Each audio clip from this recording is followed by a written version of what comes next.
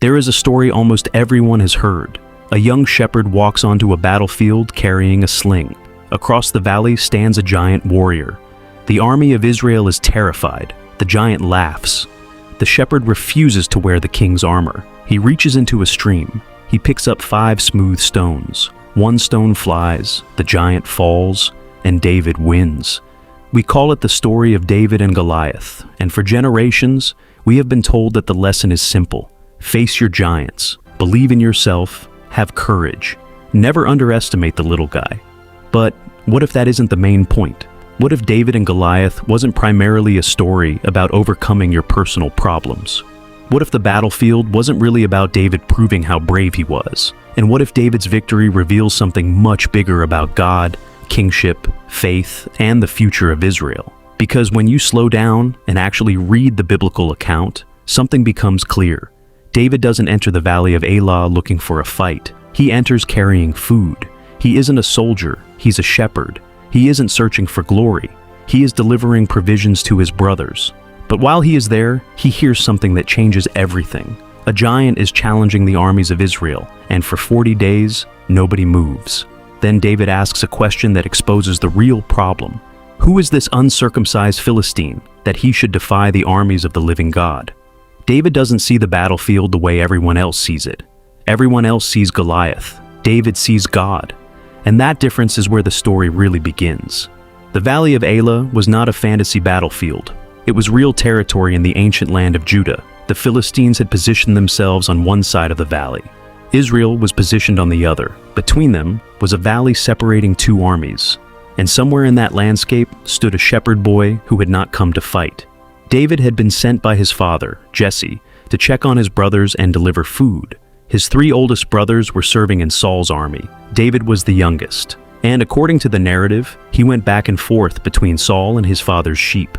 He was not yet the king. He was not even the obvious candidate for greatness. In fact, earlier in the story, when Samuel came to Jesse's house looking for the future king, David wasn't even invited into the room. His father had to call for him. That detail matters. Because Scripture repeatedly shows us something we often forget. God's purposes don't always begin where human attention is focused. While Israel's soldiers are looking for a warrior, God is preparing a shepherd. While everyone is evaluating appearances, God is watching the heart. And now, that shepherd walks into the valley. He hears Goliath. And Goliath is not simply a large man, he is a symbol of intimidation. The biblical description is intentionally overwhelming. His armor is described in detail. His bronze helmet, his coat of mail, his bronze greaves, his massive spear. Even the weapon carried before him is described. The narrator wants us to feel the imbalance. Israel has an army, but Israel's army is afraid, and every morning and evening Goliath comes forward. He challenges them, "Send someone to fight me. If your man defeats me, the Philistines will serve Israel. If I defeat him, Israel will serve the Philistines." It is a challenge based on representative combat. One man stands for an entire people. And this is important, because David isn't simply confronting a bully. He is stepping into a conflict where the outcome appears to represent the fate of an entire nation. For 40 days, Israel hears the challenge. For 40 days, nobody answers. Think about that. 40 days of intimidation, 40 days of silence, 40 days of watching fear become normal. Then David arrives, and he hears Goliath. But David doesn't ask, "How big is he?" He asks, "Who is this man to defy the living God?" That is the turning point. David's response confuses everyone. His oldest brother Eliab hears him talking and becomes angry. "Why are you even here? Who did you leave those few sheep with? I know your pride. You've only come to watch the battle." But David doesn't argue about his abilities. He simply turns away. Eventually, word reaches Saul. The king hears about this young man who believes Goliath can be defeated. Saul calls David, and David tells him, "Let no one's heart fail because of him. Your servant will go and fight this Philistine." Saul looks at him, and the objection is obvious. "You're just a boy." He's been a warrior from his youth. But David explains why he believes he can face him. He tells Saul about the lion and the bear.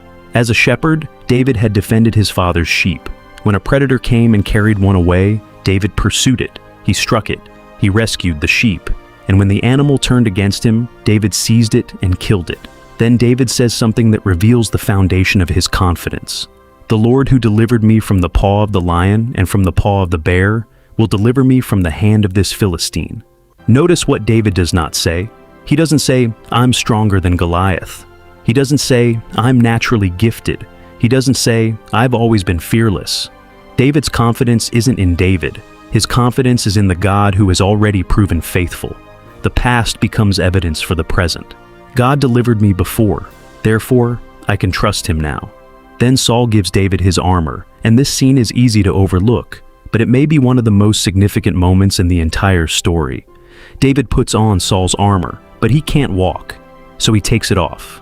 Why? Because David is not Saul, and Saul is not David. The future king cannot fulfill God's purpose by pretending to be the current king.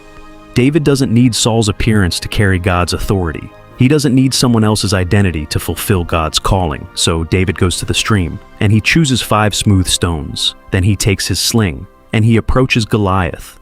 Think about how strange this must have looked. A heavily armed Philistine warrior, a young shepherd, a sling, 5 stones, and faith in the God of Israel. But there is something we need to understand. A sling was not necessarily a child's toy. In the ancient world, trained slingers could use sling stones as serious weapons. David wasn't abandoning preparation. He was using the tools he knew. He had practiced with the sling. He had used it as a shepherd. He was not suddenly discovering courage on the battlefield. The battlefield was revealing what had already been formed in private. Public victory often exposes private preparation. Then Goliath sees David, and he despises him. The giant looks at David and asks, "Am I a dog that you come to me with sticks?" He curses David by his gods. He tells David to come closer. And then comes David's response. This is one of the most important speeches in the entire story. David says, "You come to me with a sword and with a spear and with a javelin. But I come to you in the name of the Lord of hosts, the God of the armies of Israel, whom you have defied." David identifies the true conflict.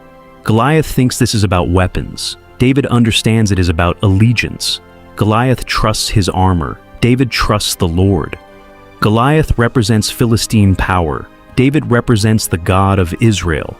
And then David says something even more remarkable.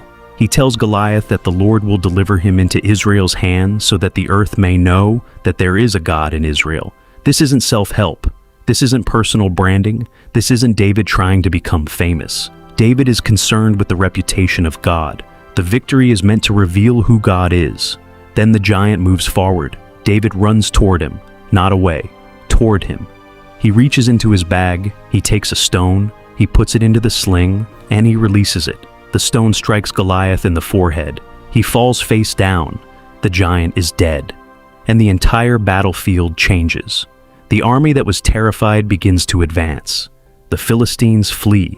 Israel pursues them. One man's victory becomes the catalyst for an army's courage. But here is the part we often miss. David's victory isn't presented as evidence that David was secretly a superhero. The narrator has been building a theological argument. Israel was helpless. The enemy was intimidating. The king was unable to act. The army was afraid. And God raised up an unlikely servant. The point is not, David was small but secretly powerful. The point is, the living God is not limited by human weakness. David becomes the instrument. God receives the glory. Now there is a detail that has fascinated readers for centuries. David picked up 5 stones. Why 5? Some people have tried to build elaborate theories around the number, but Scripture does not explicitly tell us that the 5 stones symbolize 5 specific things. And we should be careful not to manufacture meaning where the text doesn't give one. The simplest explanation is that David prepared for the possibility of needing more than one shot. And there is another reason this detail matters. Faith does not mean refusing preparation. David trusted God, and David still picked up stones. He believed God would deliver him, and he still used the skills he had developed. Faith and preparation were not enemies. They worked together. David didn't say, "Because I trust God, I don't need to prepare." He prepared, and then he trusted God with the outcome. That is a much more mature picture of biblical faith. But there is an even deeper layer. David's victory over Goliath is not an isolated miracle in the narrative. It is part of the story of kingship. Israel already had a king, Saul, But Saul had been rejected as king because of his disobedience. God had told Samuel that he would choose another, and that other king was David. So when David walks into the valley of Elah, he is not simply a random teenager having an inspirational moment. He is the man God has chosen to become Israel's king. And the story begins to reveal something about the kind of king David will be. Saul is physically impressive. David is overlooked. Saul has armor. David has a shepherd's sling. Saul stands back. David moves forward. The contrast is deliberate. The narrative is showing us a new kind of leadership. Not leadership built primarily on appearance, but leadership rooted in dependence upon God. And that theme becomes central to David's story. But now we need to go even deeper, because there is a danger in reading this story only as, be like David. David is important. But David is not the final destination of the biblical story. David himself will eventually fail. He will commit terrible sins. He will misuse his authority. He will experience consequences. So, if the entire message of Scripture were simply, be brave like David, the story would eventually collapse. The Bible is telling us something bigger. David points beyond himself. The Old Testament continues the story of God's promise to David. A king will come from David's line. A greater kingdom will come. And eventually, the New Testament identifies Jesus as the promised son of David. That changes the way we read David's story. David was a shepherd who became king. Jesus is the good shepherd and the king. David defeated an enemy representing a threat to God's people, and Jesus confronts the deeper enemies of sin and death.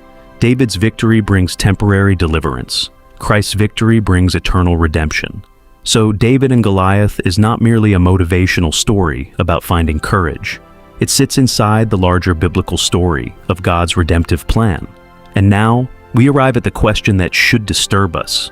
If Goliath isn't primarily about our personal problems, then what is the giant we are supposed to see? The answer is not simply debt, not career failure, not an impossible dream. Those applications can be meaningful, but they are not the center of the text. The deeper enemy in the story is the threat against God's people and the defiance of God's name. Israel is afraid because they have forgotten who their God is. The giant looks enormous because Israel's vision of God has become small. And perhaps that is where the story confronts us today. Sometimes our greatest problem isn't that our enemy is too big. It is that our understanding of God has become too small. We measure the problem, we calculate the odds, we examine our resources, we look at our weakness, and then we conclude, it's impossible.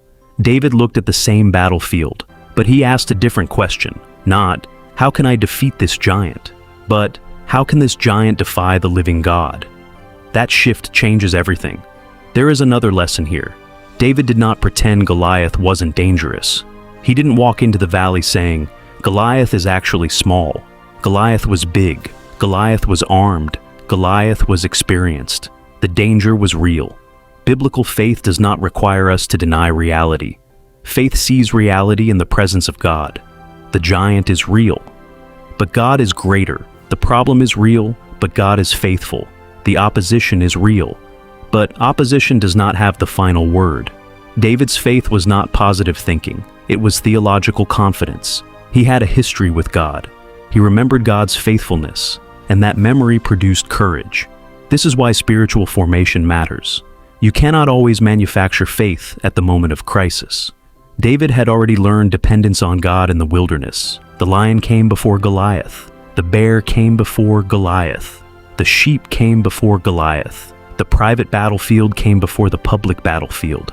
And that means the valley of Elah was not where David became faithful. It was where his faith became visible. So, what happens when you enter your own valley? Maybe you're in one right now. Maybe something in front of you looks impossible. Maybe you have been staring at the same problem for weeks. Maybe everyone around you is saying, there's nothing you can do. Maybe fear has become normal. 40 days of fear. 40 days of hearing the same voice. 40 days of watching everyone remain silent. And then David appears.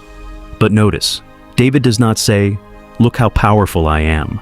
He says, God is faithful.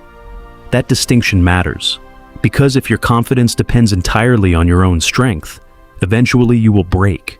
But if your confidence is anchored in God's character, you can stand even when circumstances shake. The lesson isn't, you are David. The lesson is, God is still God, and that is much stronger. David walked into the valley of Elah as a shepherd. He walked out as a recognized warrior, but eventually he would become king. And even then the story would continue, because the Bible is not ultimately about one shepherd defeating one giant. It is about God keeping his promises, God choosing the unlikely, God displaying his power through weakness, God preserving his people, and God preparing the way for a greater king. The valley was only one chapter. David was only one character. Goliath was only one enemy. The story was always moving towards something greater. So the next time you hear someone say, David and Goliath teaches us to defeat our giants, remember that there is something deeper. David's victory was not primarily a celebration of human potential. It was a revelation of divine faithfulness. The giant wasn't the center of the story. David wasn't even the center of the story. God was. And perhaps that is the question the story leaves us with. When your giant appears, what will you see? The size of the enemy or the faithfulness of your God? Because sometimes the greatest miracle isn't that the giant falls. Sometimes the greater miracle is that, in the middle of a valley filled with fear, someone still remembers who God is and runs forward, not because the enemy is small, but because God is great. This is Kingdom Pioneer, where we don't just tell the stories of faith, we go deeper into the stories behind them. And if you want to discover more biblical stories that contain far more than what we were taught as children, subscribe to Kingdom Pioneer, because there is always more beneath the surface. Thank you for watching. See you in our next video.